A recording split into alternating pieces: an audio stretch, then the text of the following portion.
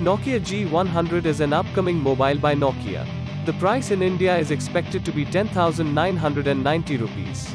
In terms of security, you get a side-mounted fingerprint sensor and face unlock features. The device packs a 6.5-inch IPS LCD screen with waterdrop notch at the front display with HD Plus resolution, 1600 by 720 pixels and 270 pixels per inch density.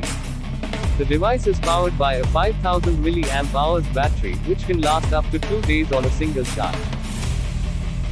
The device is loaded with 3 GB of RAM and 32 GB of internal storage, and it has single SIM. The newest phone from Nokia runs on the Android 12 operating system and offers a stock Android experience. The triple rear camera includes a 13 megapixels primary, an 8 megapixels ultra-wide and a 2 megapixels depth lens enhanced with AI-powered night mode. On the front, the company has introduced an 8 megapixel sensor.